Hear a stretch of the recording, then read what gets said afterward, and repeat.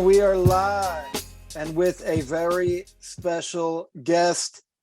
I mean, we could probably just spend an hour listing the accomplishments. Greg, the why don't accolades. throw out some accolades, but I need the biggest introduction possible here for one of our just esteemed bros.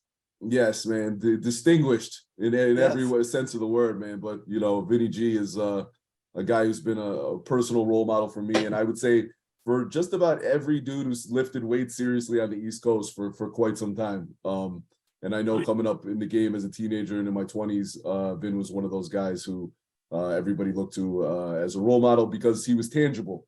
And I always say, like, there was a layer of that, right, in the world before social media, where it was like, you know, there were magazines, so you could get magazines and see magazines, but the magazines almost had like a layer of them, like almost like comic books, where it was like, all right, here are the dudes, and then here's Arnold, who's almost like a mythical creature, and then all these, you know, modern guys, you know, even in the 90s, but you looked at them in the magazines and they seemed like they were all from California or from Europe or whatever, and they just weren't tangible. But then you see a guy like Vinny G and you're like, yo, this guy is like, he's in the magazines, he's, you know, world renowned and accomplished in his field, but he's from the same state I live in. How's that possible, right?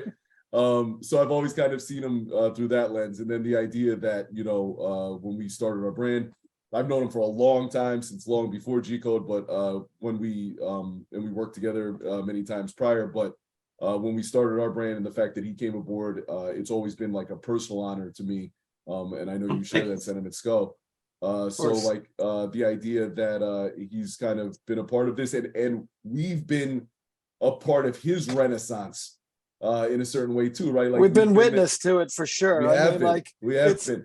It's all Vinny, you know. It's all Vinny. But it's been awesome to just follow along and have like a front row seat for. Well, I mean, we gotta let Vinny talk, but you know, it's been quite a ride. So Vin, like you, it has. And what I was saying, was just that the timing of his renaissance, coincidentally enough, was at the same time. It was in this era of Gcode, and the thought that we could be witness to it and a part of it in any small way, like, has been amazing to me, and just like, cool. Such an honor. I appreciate that. So Vinny, you have big news. You know, a lot of the people who are really tapped into the world of bodybuilding already know that stuff, but the rest of the world doesn't. So because it just happened so recently, tell us the big news in your life from a competitive standpoint. Yeah, so well, thank you for all of that, first off. Yeah, so yesterday I found out that this journey you're talking about was paid off. I've gotten invited to the 2023 Masters Olympia, which will be held in Cluj, Romania on August 26th. Amazing, man. Yeah, it's I'm still in shock. And I got to tell you, yesterday was an emotional day. I'm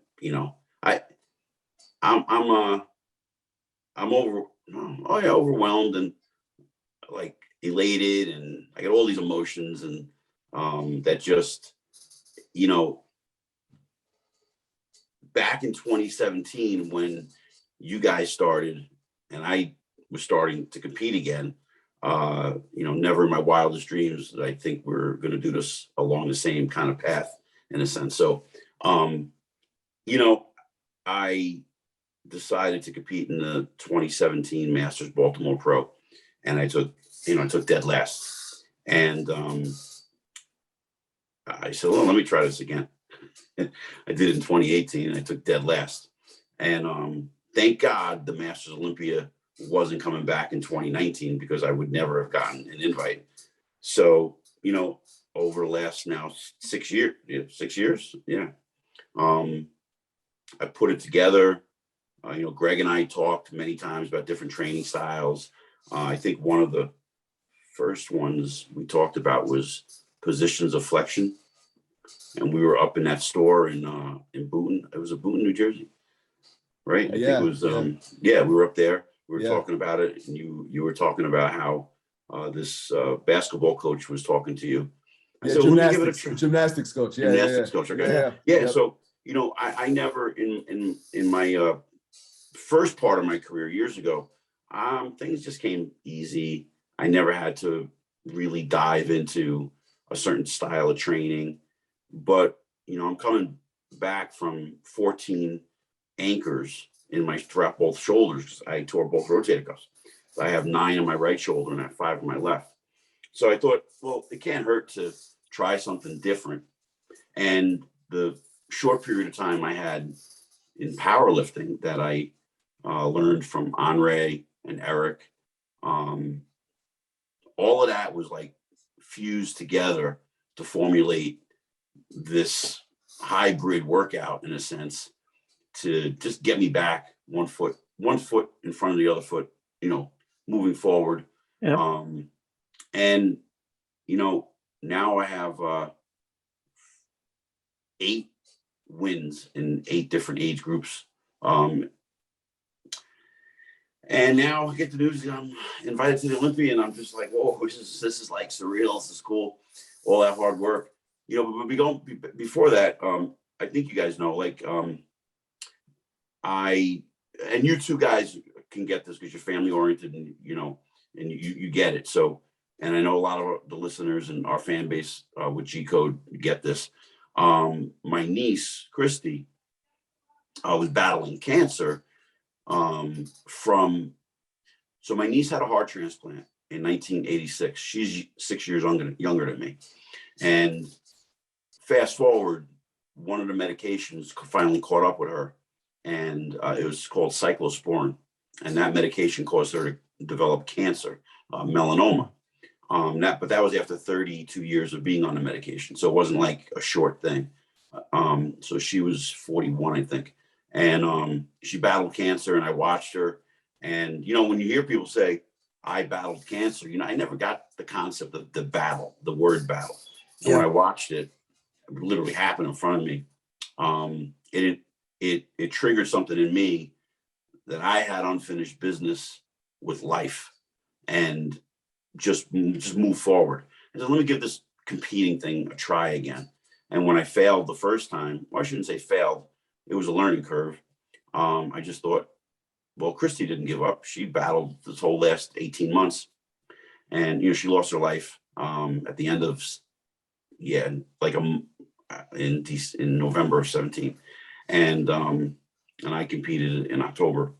So moving forward to the next show, I just kept thinking of her, and that was my inspiration to do this. And when I took dead last again in 18, I had quite a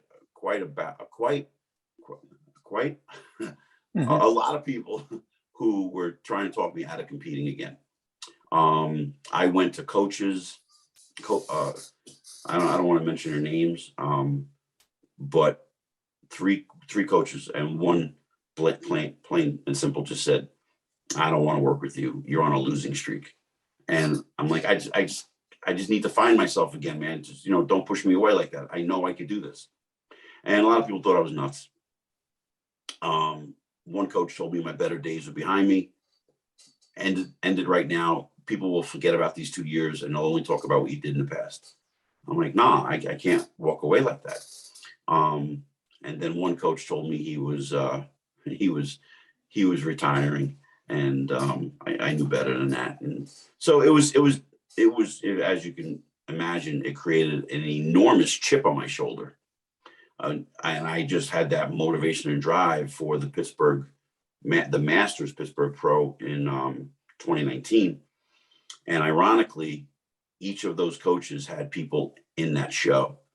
And I destroyed all 3 of them. So it's a beautiful thing. Yeah, it was great. And all 3 coaches, they could have been like, hey, Vin, congratulations. They ignored me. I think they were embarrassed. They didn't expect me to put that together. And then I heard a lot of rumors, gossip. He's one and done. That was just a fluke thing. And then I came back in Baltimore because I had to go back there. And I won the 50, the 40, and the 35. And it's been cool, been cool. Got in total 8 wins. And I actually say 7 because last year I did the Tampa and I was the only one that showed up. So I won. Hey, man, but you've been showing up big time at every event. So pretty inspiring, pretty awesome.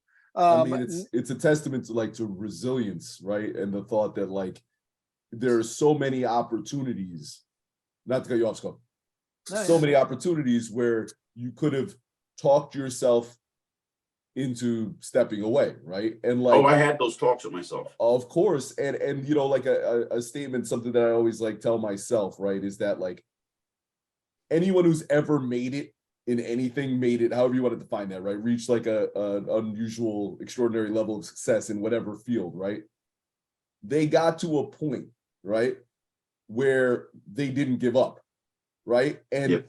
and the next layer to that is that they didn't give up when no one would have blamed them if they did, right? Yeah. Like if you had stopped competing, not me, not Sco, not anybody who knows bodybuilding would have said, "Oh, Ben's a quitter. What's he doing? What a waste," right? Nobody would have said that. They would have said, "Oh man, he had a distinguished career. He had a good run, right? Good for him. He tried. He came back and he tried. Good for him, right?" And no one would have blamed you at all if you hung it up, right? But you decided you weren't done. And like, just because you made that decision, look where you are right now. Like, Yeah. man, like, Yeah. What a You know- sin it would have been right. if you What a had listened, sin it would have if been. you'd listened to that voice, It wasn't only just about putting myself back together as a bodybuilder. I wanted to actually put myself back together as a person. And I didn't like a lot of things I was doing back in the day. I just was really, I had like, as they say today, I had my own woke. I was awake, and I started to realize how I was treating people.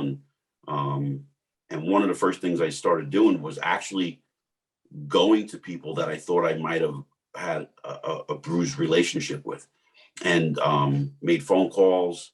And a lot of the people that I spoke to accepted my apology, or accepted my my handshake or the phone call, and we worked things out. And a lot of guys were like, "Dude, we were so young and stupid, we were on a path that led us to have egos and things like that," right? So, but one or two stood out that made it clear they wanted nothing to do with me, and they're miserable people still today. So I didn't want to go down that path. And I said, I got to change everything about me. I got to do everything different. And I said to my wife, I said, "I'm going to do this. I'm doing it different. I want to be a better person. I want to be a better bodybuilder. If I lose, I want to handle it better. If I win, I want to handle it better." And I just took one step at a time, and looking at the sport today, how do I make this work when I don't know the sport today, in a sense, right? So there's no photographers I can call. That world is different today. It doesn't exist like it did when I was in the 90s and early 2000s. So there were no photo shoots to be had. There was, unless I paid for it, and I wasn't in a position to do that. And I started using social media, and so I'm thinking about, I think I told you, Greg, like a long time, I want to do a podcast. I didn't know what to do. And then finally I made Masters Muscle, and we do it every Wednesday night. I do it through a buddy of mine, Sean. He has Subs Talk Radio. And I said, "Sean, I have no idea how to do this. Can we do my podcast through Subs Talk Radio?" And that's no brainer for me, because I don't know the logistics of all this stuff.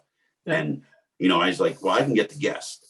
So last night we had Chris Faldo on, so it was pretty cool, from back in the day. And we had Tom Terwilliger last week, and a lot of guys and females.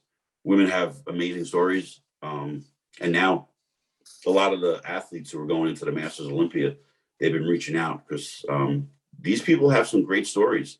They've been around just as long as I have, but did not have the success that I had as an amateur, and then came back later in life in their late 40s and 50s, and they're having success. So it's pretty cool seeing these people who didn't crack the top 10 or top 15 in the nationals back in the 90s. Now they're doing great in the Masters. And my podcast is going to give them some life to tell their story. So it's going to be pretty cool. Awesome, man. Yeah, I mean, I'm sure it's definitely, people need to check that out. Every time I talk to you over the years, get a chance to talk to you for 5 minutes, you say something that sticks in my mind, and it's like months later and I'm working out. It could be, I've been dealing with a shoulder thing recently. So I've been trying to work out the healthy shoulder, remembering you years ago talking about the healthy shoulder communicating with the injured shoulder to tell it, you're not done here. We have more work to do, like to heal. So there's always a nugget every time I talk to you, and I incorporate it in something I'm doing. But what I love about what you've been up to and your journey is kind of, I think there are lessons that everyone can take from it, no matter what level or what sport or discipline that they're focused on. And it's kind of like this relentless self-exploration, like you hit a dead end, like you backtrack a step, you go in another direction, like trying to get out of the maze of the self, right? You bump up against a limitation. Well, maybe I do things differently. There's another way to push myself, right? There's other buttons to push.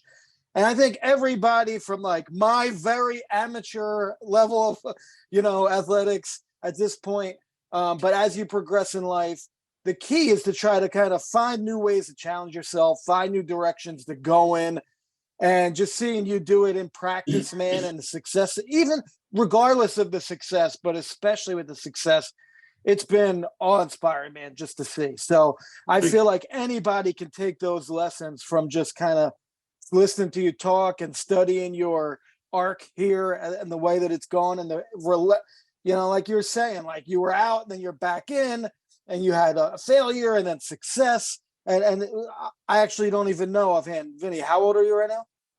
My birthday was last week. I just turned 56. 56. Happy birthday. Mine was last week too. I How know. about that? What day was yours? The 21st. I was the 18th. All right, there you go. Taurus, right? There we go. No, I'm in Aries still. Oh, you just the cutoff. Wow. Cusp, yeah. All right. Now you were a little sus. I knew there was Well, but I mean, like I really think like anyone on any level, just the idea to like keep pushing that exploration and keep exploring the avenues and going down the alley in yourself, and and pushing yourself, finding new ways when you bump up against like some resistance. I know, like just watching you, like the way that you've trained, the way you've changed your workouts, how you've you change how heavy you're going, and the way that you've kind of like tricked your body and worked around things over the years has been insane, and really just throws water on excuses that people make too. Like I'm always reminding myself, I'm sitting here like, oh man, I got this shoulder thing, and I'm thinking of your 14 pins. And I'm like, well, no excuse. Like, there's got to be a way around this, and well, you're proof of that.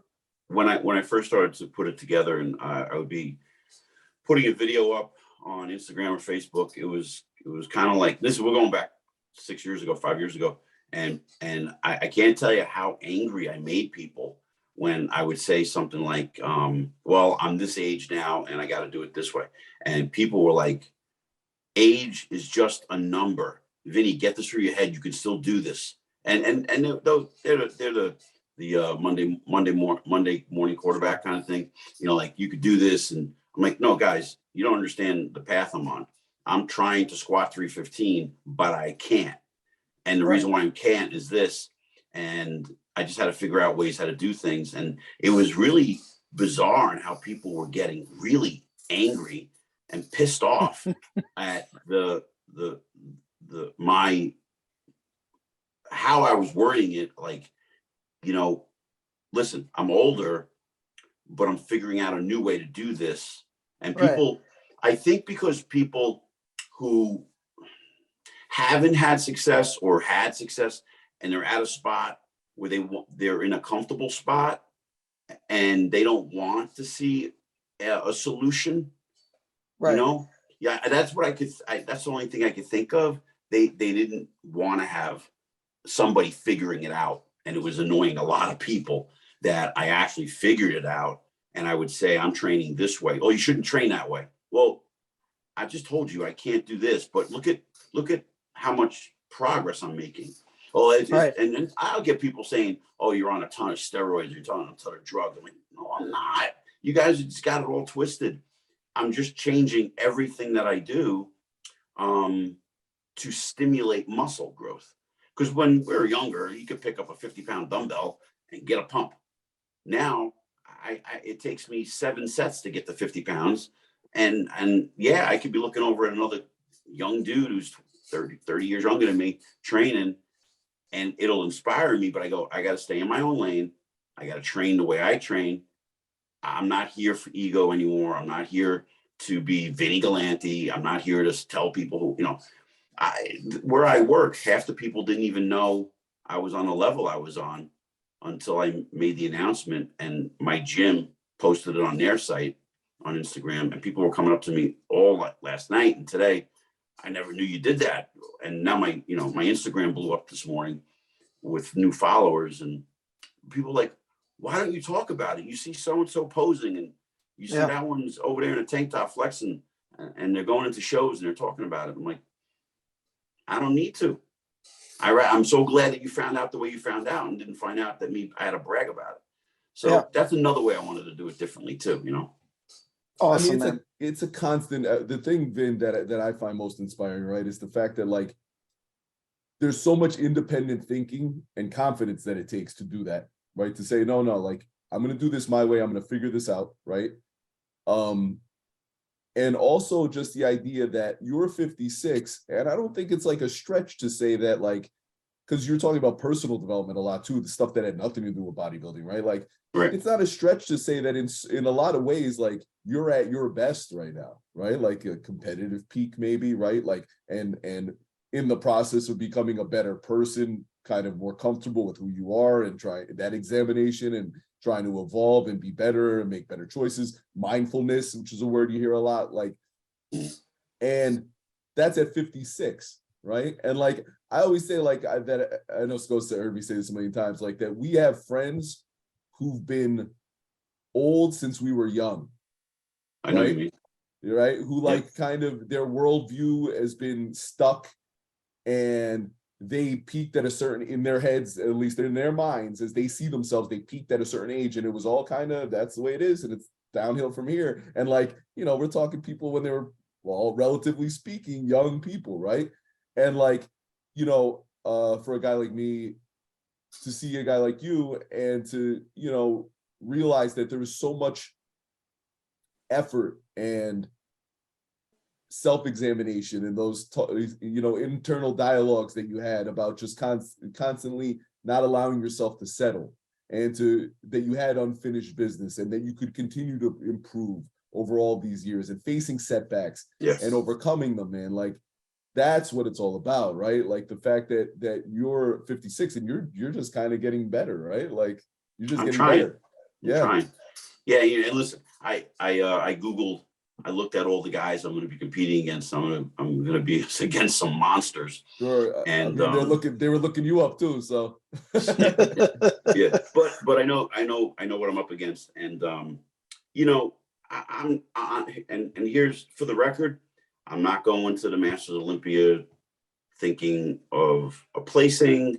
I'm not going to the Masters Olympia like to beat anyone. I truly well, let me back up. Yeah. If the Masters Olympia didn't happen this year, I was never going to compete again. Okay. I'm so content and happy with what I've accomplished that, there aren't many more shows that I can go after with enthusiasm, with hunger and drive, and to prove that I deserve that. Right. Right. I needed something like the Masters Olympia to give me some fuel again, something, a higher magnitude, a higher level. But I am at the point, like, I'm not tired. I'm very fresh. I'm very energetic. I'm ready to train for this. If it didn't happen, I was ready to go into another direction with bodybuilding. I don't know what that would be, maybe promoting, how judging at the shows or something like that. I wanted to be, I still want to stay involved. But I was okay to walk away, literally walk away. And I'm good. I feel I'm blessed. I'm humbled by all the experiences, and I'm good. But now that I have the Masters Olympia, I already have music picked out. I already have an Airbnb set up in Romania. I did that a couple of months ago. I'm like, I'm putting all the chips together. If I get invited, I'm ready. I'm gonna attack this thing. And I'm just gonna focus on staying in my own lane, being the best I can be, having all of my mandatory poses and my posing routine mint. I want this to be the best I've ever presented. And you don't know if it actually is going to come to fruition, but I'm going to do my damn best to bring a great package, and I'll be the kind of like the Lila Brada of the Olympia, smaller guy. I know my strength and I know my weaknesses, so I know that I know what stands out in my physique, and I'm going to play that to my best ability. And I know what my weaknesses are. I'm going to try to hide them, and it's going to be an honor to stand next to these monsters. At least there's about 7 guys who are just enormous, and it's going to be fun to mix it up on stage with them. Oh, can't wait to see, man, and rooting for you all the way. Just to ask, I mean, as a guy who's been in this for a while and put yourself through the ringer, right? Like you name it, you've tried it again. We always talk about like consistency. I'm sure you'd say there have been peaks and valleys, but you've been consistently around weights and moving those weights and pushing your body to its limits for decades. But you're talking about how fresh you feel and how energetic you feel. Walk us through like a day in the life of Vinny in terms of, recovery and supplements and diet and stuff like that keeps you feeling as good as you're feeling right now. So there's something that I applied going back 4 years, I think right after the Masters Pittsburgh Pro. I don't remember who I spoke to. It could have been Guy Cisternino. I think it was Guy. But shortly after that, I think he was telling me how he learned from the bigger guys, the bigger names in the sport, to take a certain time off after a contest and not to worry about what happens in that time frame. Relax, eat good, but just don't train. Let your joints heal, let your body recover. And that was a hard thing to do because now I was like amped up. I want to keep training. So after each contest that I've done, I've made it a habit to train the week after the show, maybe 10 days. And then, because I love that rebound effect and how big you feel and everything. I love that. So I don't like missing that. And that's all from my head, right? So then I go for 3 weeks. I don't even walk into the gym. I don't even touch a weight. I just let everything heal. And in those 3 weeks, I get at least, I have a stretching specialist, this guy, Nick, who works on me, and this girl, Melissa, who it's extremely deep tissue stretching, cupping, all that stuff. And I got into a routine that without fail, every 9th week, I'm not in the gym. I just follow a cycle of just don't go to the gym. And I think that's helped my recovery and my mental freshness. This past year, last year, I didn't do that. I completely got off track. So what happened was, for like 6 months, I didn't take a week off. Like I didn't do anything like that. This woman comes up to me right after the Masters Baltimore Pro, and she's connected to the sport, but I didn't realize how much she wasn't connected. And I thought her word was, etching, what she just said to me, I got to do. So she comes up to me, she goes, "You're going to do the world next year, right?" And I'm like, oh, I'm in my head. I'm already thinking, one, I don't know if I want to compete. I'm really burnt out. I put a lot into the last 2 years. And I was thinking I might take the year off, or I'm not going to compete until October at the Legion. And that would have been last year. And I dropped my guard, and I was like, shit, I should do the world. And I was pushing through like I was tired, and I didn't want to train. And then at the same time, I snapped my middle right hand, my finger back on a door, and I broke the knuckle, and I was training through that. So I was tired. And I think last year was the worst package I brought so far. It was good. It was decent. I ended up winning. Well, I won the Tampa because I was the only one in it. But then I went to the Hurricane Pro, the Masters Hurricane Pro, and I won the 50, and I took second in the 40.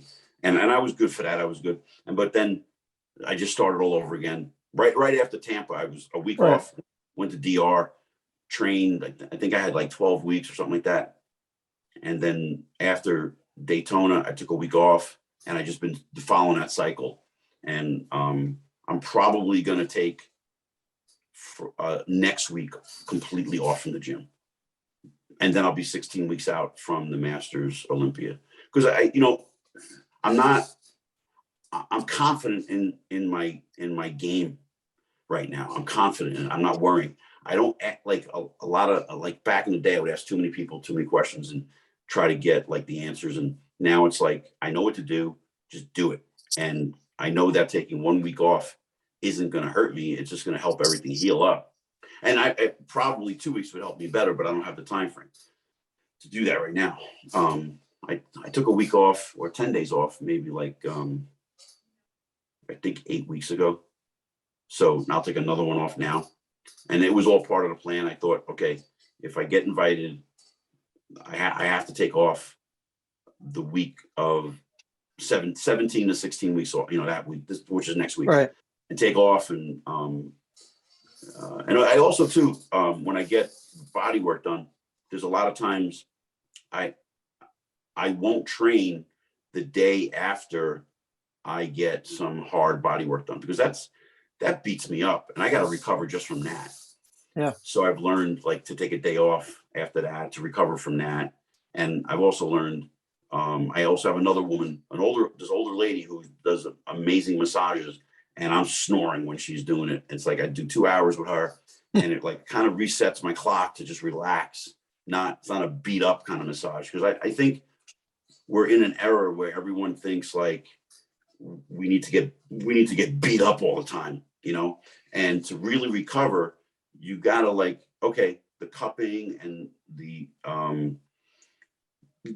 extreme deep tissue massage, it has its purpose, but then there's also, I feel, the need to have a relaxing session where you have somebody who can just set your clock, reset you to relax you with a massage, because it all goes hand in hand with recovery. And I incorporate that. And also the things that I learned in powerlifting, I kind of incorporate in my bodybuilding training now, in the sense of having a deload week. I have like peaks and valleys in my training. So I'll take a good anywhere between 8, 10, mostly 8 weeks. And somewhere in the middle, I just go into the gym and just, hit weights for 6 to 8 reps without not breaking a sweat, nothing crazy. Just nice and easy, kind of going through the motions, but giving your body a rest. Yeah. Now, I would never have done this 15 years ago. I would have been like, this is a waste of time. It's bullshit. Don't do this. But I've come to find that if it's just a steady pace, keep plugging away, and then let's take a break. Keep plugging away, take a break. It's given me longevity now. Awesome. Vin, it reminds me, because speaking of longevity, right, it reminds me of a guy who I think in different ways is kind of a mentor or an inspiration for all of us, definitely for you and me, right, is Greg Long. Of course. And I remember Greg Long telling me, this is years ago, and he's still, going hard, going strong to this day. And I remember him telling me, and he's got to be in his 70s at this point. I remember him telling me that he took a week off every 6 weeks. And that was mind blowing for me, because I'm so addicted to training. But I mean, the proof's in the pudding, right? And you're saying it yourself right now, like how that extra time that you're wired to think is somehow going to set you back does the exact opposite. Correct. Yeah. You have to come to a spot in your own self-confidence and not follow the trend and the norm, and that what the next guy is doing. I can't tell you how many times I would look for inspiration from the silliest things. Sure. I when I came back from competed in 17, competed in 18, and that weekend when I drove back from Baltimore, I'm a Cowboy fan, and I think they were playing. Let's back up. I got that all wrong. So I was watching the New England Patriots, and they did like a little segment on Brady. Yeah. And it was like maybe like 2 minutes, and the whole thing was about what does he do to prepare for the season, and it was all about the off season.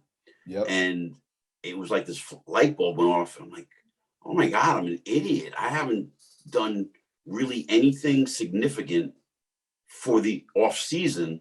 I just went through my own normal, what we did in the 90s, where it was, I literally, my version of bulking up, my version of lifting heavy, and, did all of that. And like, all I'm doing is going into the gym to lift heavier. And I'm not going in the gym. So I kind of like, this is the way I that from that one segment, this is what I got. Yeah. I needed to go into the gym to create. If I was going to go train back and I needed front lat development more, well, that was the focus. And then everything else. I'm not going to go in and just deadlift and do rows and do seated rows and all that trap work. I got to go in with a purpose. And same thing with legs. So I'm not going to go try to squat a lot of weight and leg press a lot of weight. I started changing into doing a lot of Bulgarian split squats. Well, now my hamstrings hang and my glutes are different, and my quad sweep is different. Killer exercise. It's a bitch, and I got that Can be done with body weight too. I'm sorry. Go ahead. Yeah, totally can be done with body weight. I usually sometimes do it as a warm up before a workout. You got it from who? I'm sorry, I cut you off. Evan Centopani. Oh, sure. Yeah, I got it from him because I think when he tore his quad, when he fell one winter, and when he was coming back, he started doing Bulgarian split squats. And I'm like, well, if it's good enough for him, it's got to be good. So I started incorporating those, and I just went into the gym with a focus of let's create. And then he's a big fan of ours, Ian. Can't remember his last name. He always comes to our events. Yeah. Ian Hideki. Yeah. And we were talking at an event we had in Staten Island at Paul's gym, Pump and Iron. Yeah. And we started talking, and he's like, you're different. I said, yeah, well, I'm going to go into the show this year with the mindset as I'm a light heavyweight. He's like, what do you mean? I said, well, my best ever was when I was 195 to 198 pounds. And I'm really no different. I'm just a little bit bigger. So I'm going to train and diet as if there's an imaginary weight class of 198 and a quarter pounds. Sure. So I want to be the best. Because I started thinking like, okay, I always wanted to be the best light heavyweight. And then when I turned pro, I was really uncomfortable. I was like, what do I do? Do I get bigger? And when I tried to get bigger, I just looked smaller. The bigger and heavier I got, and I put that package together, my shoulders look narrower, I look softer. But when I would come down in weight and diet hard, and then that's a place. When I say a place, dieting to get that 90s look that everyone talks about, that's an ugly place to go to. I mean, excuse my language, that's a mind fuck. When you're messing with low carbs and high carb days, and you're depleted, and you're getting to the point where you're just like, you're miserable and hating life, and other people say that you shouldn't be that way. Well, everyone's complaining that no one looks the way they used to look, and they're not coming in, you don't see guys with that detail anymore. I wanted to come in with that detail and come in with that. So now that I got a taste of it, it's like, oh, this is really hard. This sucks. But I kept doing it. Just changing my whole game plan to the point where it was making sense for me. And I incorporated a lot of a 5x5 program into I tweaked it to work for me. Sure. I almost developed like a 5x5 Dorian Yates hit intensity kind of thing, where I just was like, okay, I want to lift heavier, but I only come from the school of reps. Sure. 10 to 12, 15 reps. So how do I go heavier? How do I pack on more muscle? How do I do this at a later age? So what I started to do, and this is what I still do today, and it works. And it works for a lot of guys that I train. So let's say I'm going to do dumbbell bench press, and I'll pick up 50 pounds for 5 reps, 60 for 5, 70 for 5. And then the last set could be 75 or 80 pounds. Well, I'm just making numbers up right now. Sure. And that number, that weight was something that would be a struggle at 6 or 7 reps. Now I can go to failure at between 10 and 12 reps, and it's just one set. Yeah. But the other 3, I guess it's called feeder sets or acclimation sets, whatever you want to call it. I call them warm-up sets. Yeah. And I do that on almost every movement. I also incorporate a lot of it because I have to find a sweet spot, because I do have the anchors in my shoulders, and I gotta find a spot where I'm not, I don't want to get hurt. So I do that on military presses. I do that on deadlifts, squats. Probably could do, and then when I get to say like squats, which would be at the end of the workout for me, I'm going to failure with say 275 or 315 for 10 or 11 reps. And that's literally failure for me. I can't do anymore. So it's only one set, but it's balls out. I love it, man. It's Awesome. like I always say with mastery comes efficiency, right? And the thought that like your workouts don't need to be for you, for me, whatever, right? Because you know your body at this point and how it reacts, right? Like your workouts don't need to be 40 sets, right? No. It doesn't need to be that, right? You can extract more from less, right? And then put that time into recovery. You mentioned Brady. It makes me think of LeBron as well, right? And these guys who are kind of stretching your prime out and making people reimagine what it is to age in your field, and you're doing it as well, right? And the idea that you can still perform on a very high level as you age, but you have to account for it, right? In your lifestyle. And a question that something that you didn't mention, but that I've thought about and tried to focus more on, right, is sleep quality.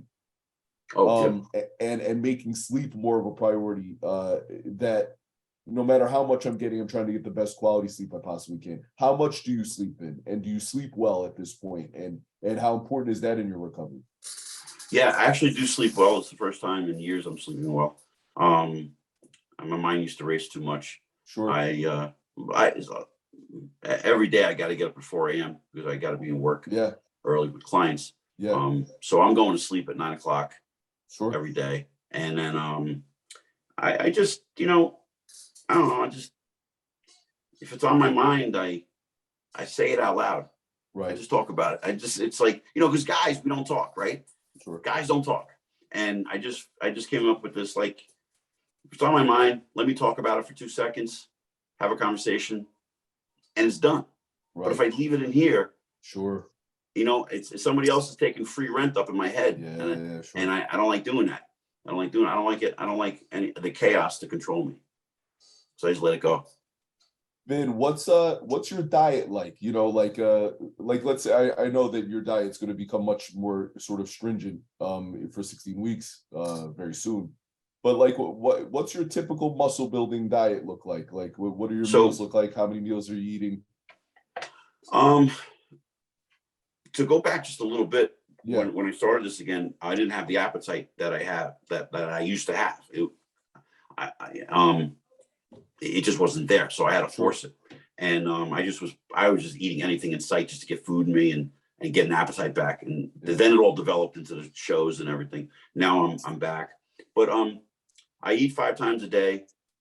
I have a lot of rice, a lot of potatoes, a lot of pasta.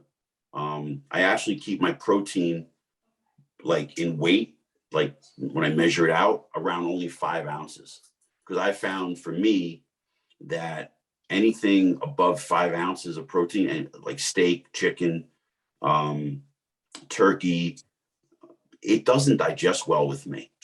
And now, okay, I'm a bodybuilder. I need to eat more. I got to eat more. But I have a stomach ache. That's okay. I can't go to the bathroom, but that's okay. you're a bodybuilder. You got to keep pounding the protein down. And then one day I was like, wait a minute, this is making absolutely no sense to me.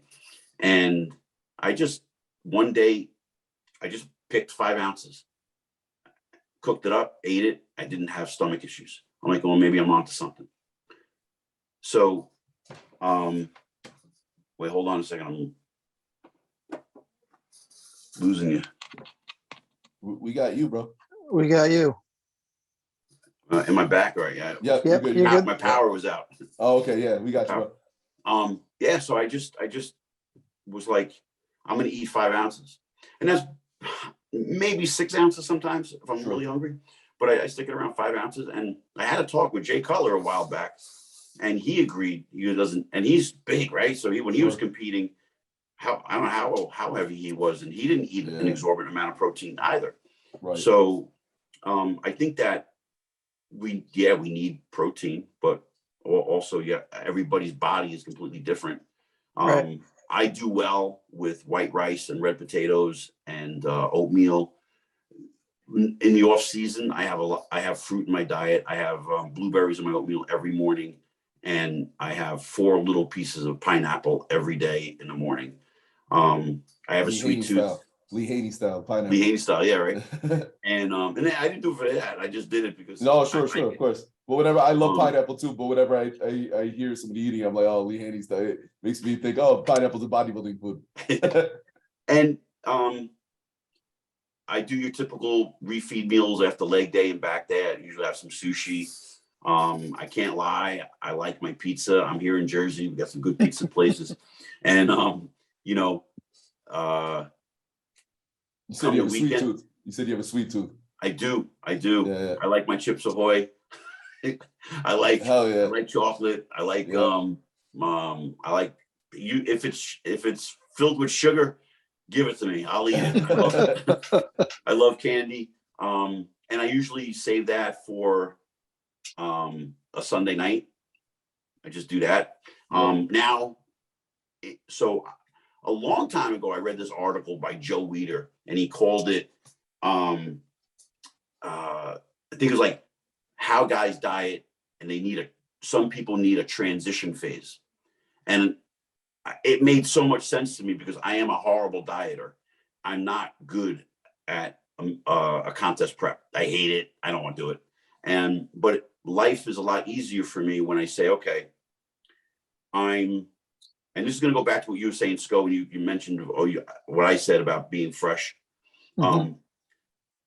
Having the announcement for the Masters Olympia now played with my head a little bit back in January, thinking I need to be ready by April to be full swing to start dieting. So here I am 18 weeks out, and I'm fresh. I'm ready. I don't need to wait to 12 weeks out. So from January to now, I've slowly cleaned my diet up. 3 weeks ago, was the first week I went without having a slice of pizza on the weekend. And then last 2 weeks ago, I was like really clean. And then now I'm noticing like my abs are coming out. I get honestly, I don't know why at 56 I get in shape like I used to. My metabolism is still fast, which is cool. And I already could tell, like in the last 3 weeks, like I already lost it in my face. The goop came out, and mentally I'm like, okay, I'm going to take a week off at week 17. I got to incorporate my cardio now because the last 2 weeks I couldn't do cardio at all because a couple weeks ago my knee locked up, and I found out that I had a loose body around my kneecap, around my knee. They got jammed in them. It wasn't fun. It hurt. No, I know. It hurt. I have a couple people. My brother-in-law had the same thing. It's a bitch. Yeah, so I went to my orthopedic who did my shoulders, did x-ray, did an MRI. I have no injury, but I am bone on bone on my left knee. So it was kind of like a blessing in disguise at the time frame I found out. So Dr. Mack at Powerhouse in Saddlebrook, he took care of me. He gave me, I don't know if I'm pronouncing this correctly, an injection of exosomes. It's like more potent than PRP. Okay. And now it's been 10 days, and all the inflammation is out of my left knee. Awesome. And I could walk upstairs without hearing crunching in my knee. I didn't even know I had it, I didn't even know I was bone on bone. And, people were saying, how are you walking upstairs? I'm like, I'm just walking upstairs. I don't know. I don't feel pain like the average person who doesn't train. So I think guys who train, and women who train, have a different pain tolerance. We're different. We're built different because we look for pain, in a good way. And so when we're in pain, we don't really know we're in pain. Right. We adapt to it. Brush it off easier, blow it off. Yeah. Yeah. But my diet's been starting. So you're kind of staggering it and pulling one thing off the table each week, and sharpen it over time rather than like waking up one day and saying, "Okay, we're changing everything this morning." No, you're kind of cheat on the diet. Right. Yeah, I think a lot of people that don't necessarily have an event coming up, but they wake up on January 2nd, January 1st, they're like, all right, New Year's resolutions. I'm trying to get in shape. I'm only eating salad from now on. And, I don't want fat or sugar. And then their body and their brain, after 5 or 6 days, are like, I need a fix, then they feel terrible that they caved. And what you're saying makes a lot more sense, especially for the heights and extremes that you have to go to, like to gradually get into the water, one step at a time. Nobody likes eating clean food constantly. Nobody does. And if anybody says they do, they're lying. You have to have something. Everybody has either some food you shouldn't eat that you enjoy to eat, right? It's just enjoyable. Sure. And I think you need a reward every now and again. But then when you start training when I start training for the contest, I will purposely have one meal every Sunday until I'm about, I don't know. Sometimes I can't even tell you, because sometimes I've eaten horrible all day Sunday during a prep, and went right into the show like that, even the week before. And then there's been preps where I tightened it up and didn't have a cheat meal. So every prep is completely different. So I don't know. I don't know what's going to happen this time. I can't predict. Ben, I got, this is supposed to be an hour of power, so I got a couple real quick questions for you. One's a little bit kind of commercially. I don't want to be that guy, but what supplements are you using? What do you use on a regular basis? So obviously Gcode. I've incorporated one other product into the mix, which is called Humanifort. I put that in. Okay. Yeah. I've been using that, and that's been a game changer with recovery. But awesome. The Vice has been a staple. The aminos that you guys have created basically a bunch of powders that you could just mix, and it's like it helps with my sweet tooth. So the Triple X pre-workout. Yeah. That's what I call it, Triple X pre-workout. Yep. And I didn't know until you guys told me that I was taking too much with 2 scoops. You said you were doing 2 scoops. I was like, that's a lot. That's 800 milligrams of caffeine a day, brother. I cut it down. To one. Yeah. Cut it down to 1. Yeah. And after our conversation, you're like, all right, I did 1 and I was good. I'm like, all right, good. Then keep it. I didn't feel any drop off. Good. I take your multivitamins.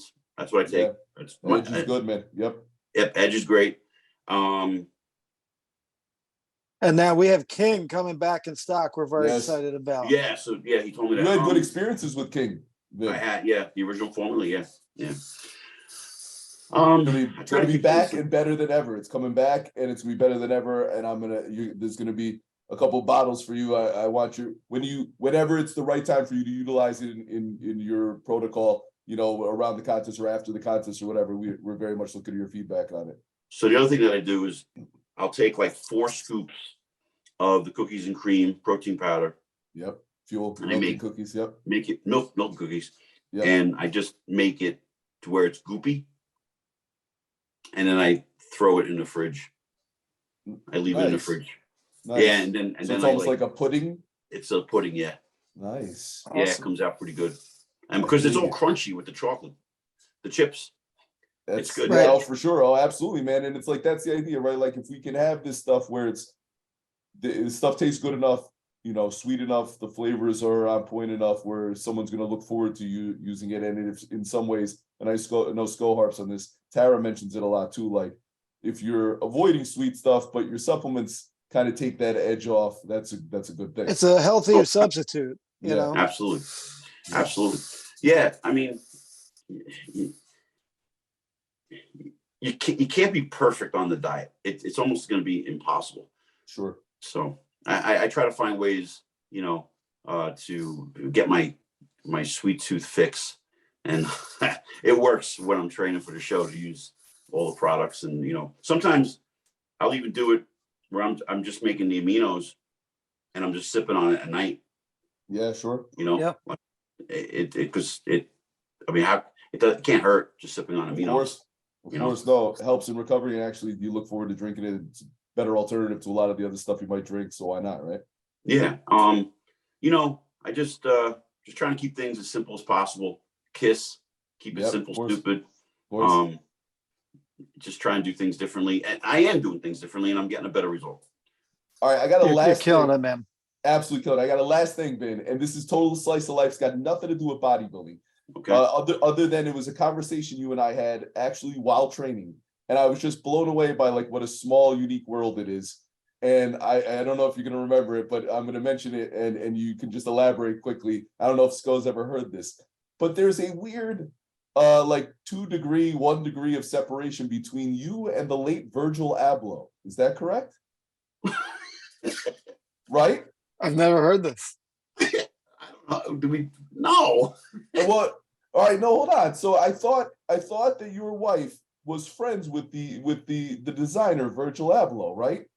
And then you guys like had a rug in your house from him, and I thought there's some cool story that you had about it, and I thought, wow, what of all people, you brought up something you had was like Virgil, like okay, sure, yeah. And then I was like, we just got the carpet from him. Yes, okay, so that's what it was. There was like it was before he died. Yes, right. So there's certain things like some of our gym bags and a couple shirts had a certain thing like with the information on it. It was written like a Army surplus deal, and that was inspired by Off-White, which is Virgil Abloh's brand. And you said it's funny you mentioned it because we have a lot of stuff in the house from that stuff. Yeah. From his stuff.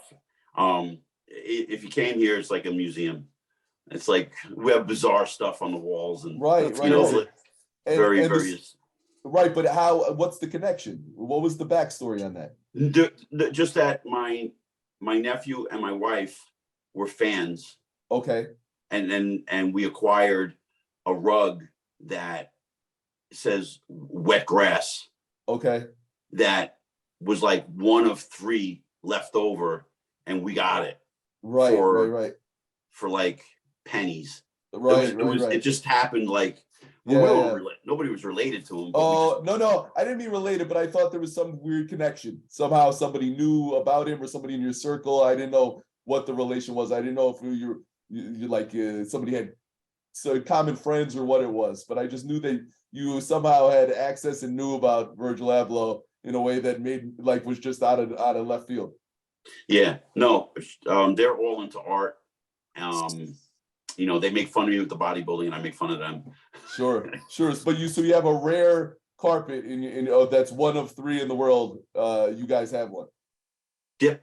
That's very cool. Yeah. Awesome. Very cool. Very cool. All right, man. Well, send us a picture.